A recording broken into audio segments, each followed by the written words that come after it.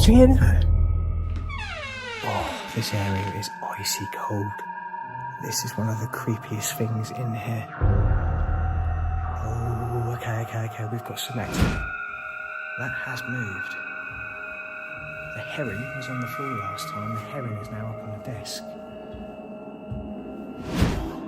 You frightened the bloody shit out of me then. You really did. That was terrible. No, I don't know what to say really. If there was anything... What the hell was that? Hello?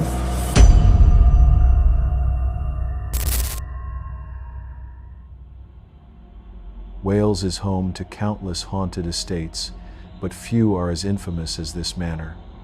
Once featured on live television, it's been called one of the most active paranormal sites in the country. Tonight, two explorers return after a previous unsettling visit. Time just to see if we can capture anything creepy on film. Remember the last time we came, there been some strange things happen. And I've decided to come back here tonight with a few bits. We've got 2 EMF readers and we've got a spirit pod. I'm not the biggest believer in ghosts, but because of what happened here last time, what happened to me back in that hospital last year, it's put me on the fence. It really has. So we're going to go in there tonight, have a little walk around and see if anything happens. Let's jump in and see what we can find. Guys, we are now inside the building. We're going to turn the EMF readers on. Equipped with EMF meters and a spirit pod searching for answers in the dark. Start in the basement. Now, the basement has long been reported as the heart of activity. Even television crews once described it as the most haunted part of the estate. This is the same staircase where the most haunted team actually got trapped. Now, it has changed a little bit since then. I think there used to be a false wall here blocking up this banister, because when this door was closed, you can see when they were filming there was a wall there, but obviously there's not anymore. Ooh, did you hear that? I think it was just water dripping. As you can see, we are stood right at the bottom of the main staircase now, and it is dead silent in here. As they moved upstairs, odd details stood out. Objects had shifted since their last visit, despite the manor being sealed. A sword, antiques, and even a voodoo doll sat untouched, or so it seemed. Right, a little bit. So that's the main staircase just in there. Just want to show Lee while I'm here. Yeah, look, nothing's moved, it's all still here. These are... Oh, hang on. That has moved. The sword's moved. That's unusual. Okay, so somebody has been in here then. This is the main front door, but it's still secure, which is peculiar. I don't remember if... Did I see that last time? I don't know.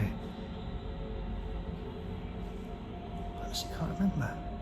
Well, we know someone's been in here then, because obviously the sword's been moved, so... Okay, that's fine. Let's move on through here. They pressed on into rooms filled with antiques, relics of another time. Okay guys, so moving into the second room. This is the room with all of the antiques and things. Oh, what a difference.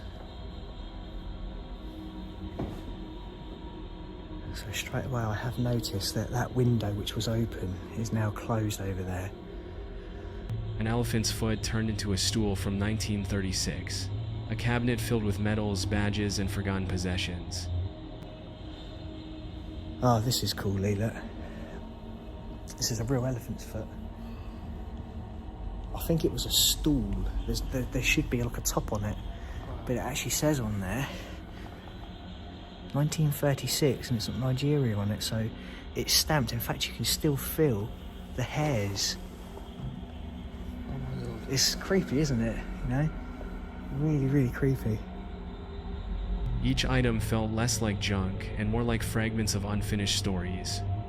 The doll in the corner here, now apparently this is a voodoo doll. I didn't know that last time.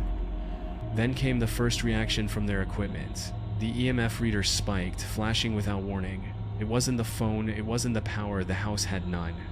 For a brief moment, it seemed as though the air itself was charged with an unseen presence. Again, I'm not disappointed. Right guys, let's yeah. Oh, it's what? You had a little flicker then. Yeah, I did see that go. Come together, there's nothing. As they reached the upstairs rooms, subtle but disturbing changes became clear. A heron statue had been shifted, and strange writing appeared above the bed. These weren't just signs of decay, they hinted at something inside the house actively changing. That has moved. The heron was on the floor last time, the heron is now up on the desk. Okay, that's creepy. But you look above the bed, what that reads. Don't read it though. How disrespectful is that? Then came the moment no one could explain. You frightened the bloody shit out of me then, you really did. That was terrible. Fuck was that?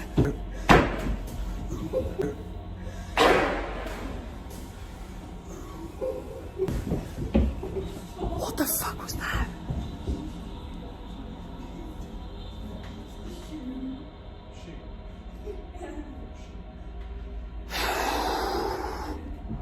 I think it's time to get out of here now. The shoe that had been resting on a table moments earlier suddenly toppled to the ground. No movement, no draft, no contact. Just unexplained force. For the explorers, this was the single event that shifted the investigation from curiosity to fear. Just while we're here, we'll hold the, just turn the light off. Their final test came in the manor's hallway, a place where visitors reported footsteps, whispers, even figures rushing toward them from the dark. One last go before we go. If there is anyone here with us now, and you can hear my voice, please make a sound, let us know you're here. Touch one of us. That's creepy.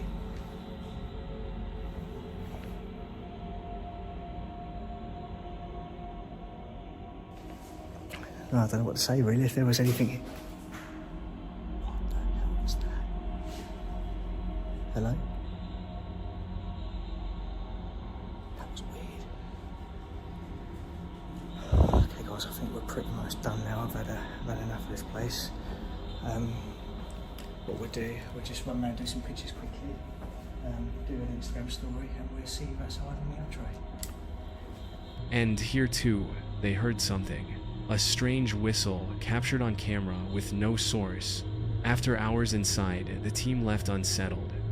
Was it imagination, the building itself, or something lingering within its walls? Whatever the answer, the haunted manor of Wales remains unforgettable.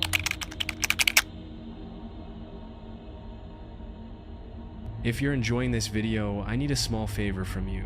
Just support with a like and subscribe. And if you find the hidden word in the video, share it in the comments. Okay, back to the video.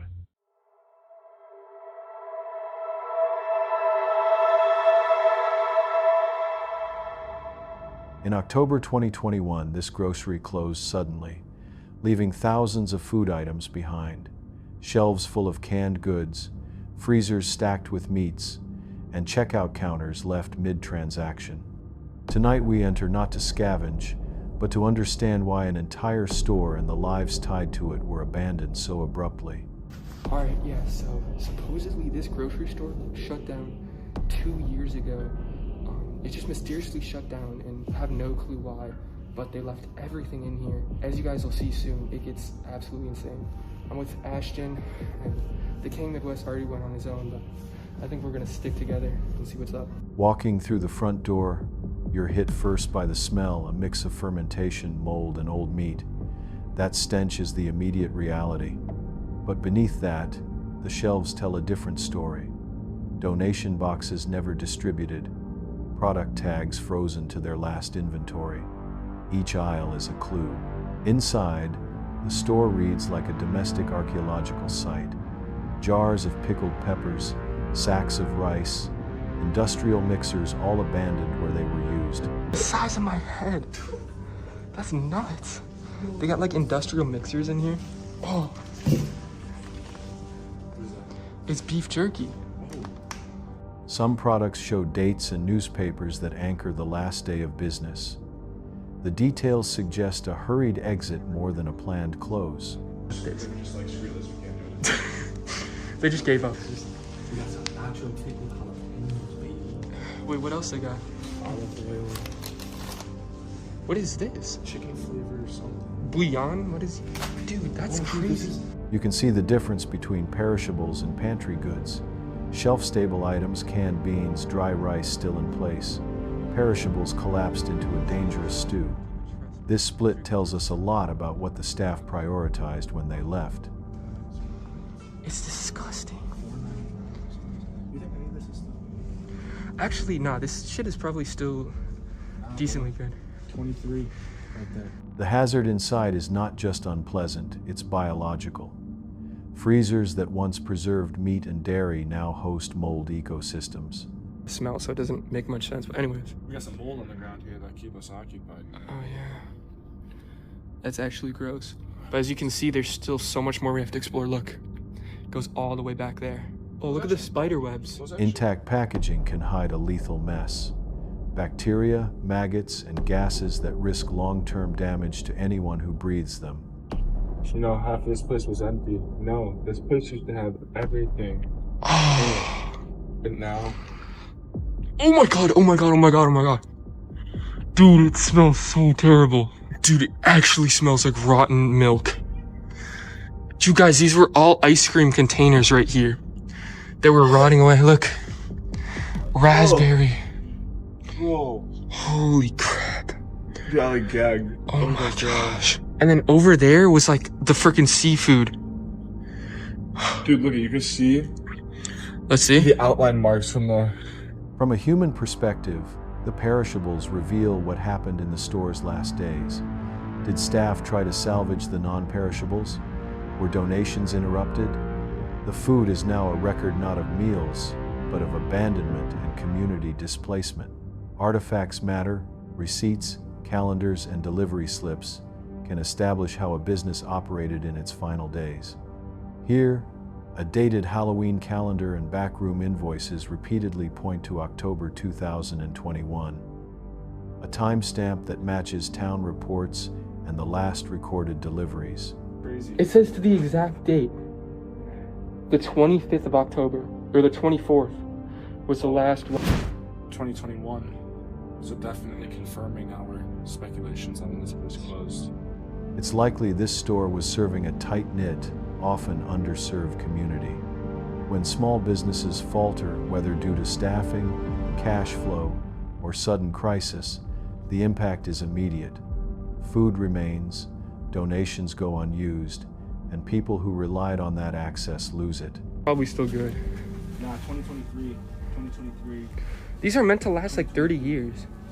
Yeah, but imagine how long the owners already had this in here for. That's true. All of this could have been donated. Like, this is just complete waste now. Beyond rotten receipts, the crew filmed small anomalies, a fridge door that shutters, a hanging item that moves without a visible draft. Such micro moments are easy to dismiss, but they're precisely the footage that fuels rumors. Is someone there? Wait, I think it's flies like dying on it. Dude, there's a whole upstairs. Why is it doing that? There's no wind or draft in here at all. What the hell? Where's that wind coming from? There's no wind. Yeah, I'm like, how is it moving like that? We do not claim supernatural causes. Building aerodynamics, thermal currents, and unseen rodents can all create motion. Our job here is to present the footage, note the context, and let the viewer weigh the plausible explanations. Come here. Come on. It's going away from me. It's like, wait, when I go near it, it like detracts. Come here.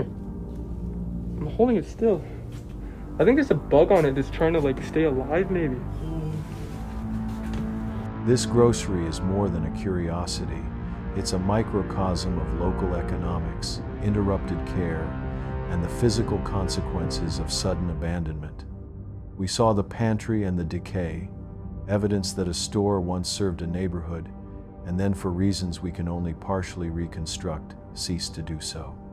That story matters beyond the shock of rot. It points to people left with less access when the doors closed. This tense night was documented by the Channel 2 swag. Feel free to check him out.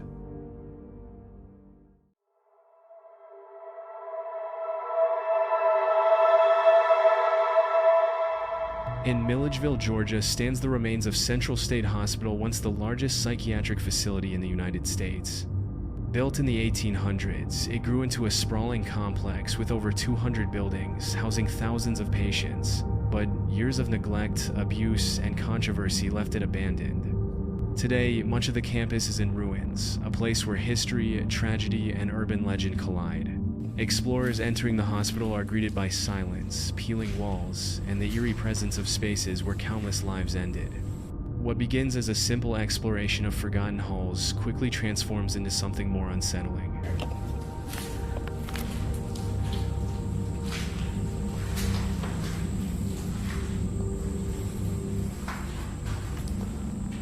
The pipes are rotting, but the decay isn't too shabby. It's more the metal.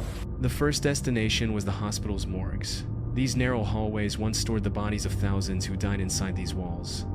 For decades, this was the final stop for patients whose stories ended here, far from the public eye. This place is gigantic. So, it kind of acts as a niche, as an hospital.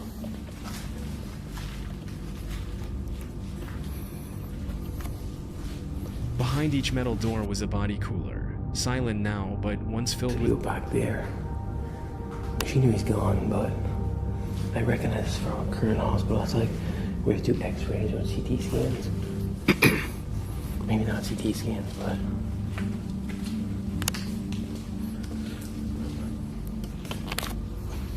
pretty cool. Standing here is less like urban exploration and more like stepping directly into history's shadows. This seems like it's an intact bathroom, sort of. Beyond the morgues, the team discovered abandoned operating theaters. Here, surgeries were performed on psychiatric patients, often without the advanced methods or safeguards we expect today. These rooms witnessed pain, experimentation, Walk this way.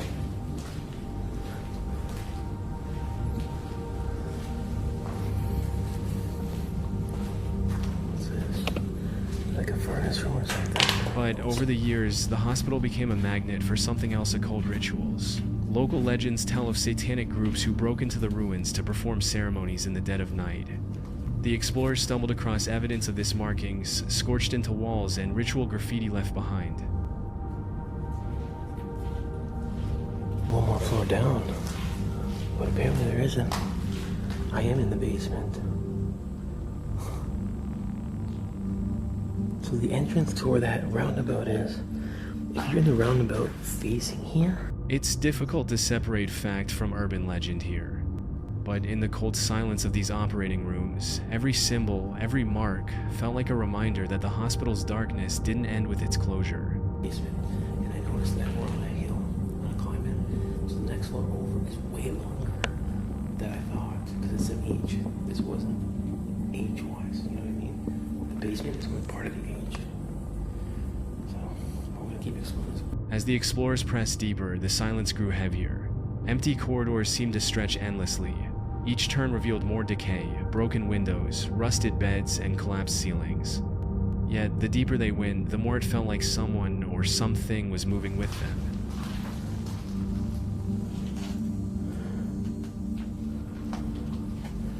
This is creepy.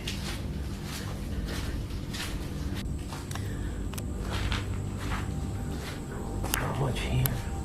I thought it was higher than I was for those stairs. Then came noises, faint footsteps, distant bangs, sounds with no source. In abandoned places like these, your senses betray you.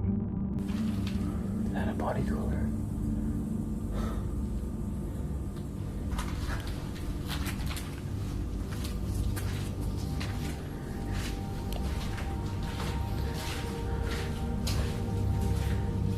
But just as the exploration reached its peak, a new danger appeared. Not something paranormal, but very real.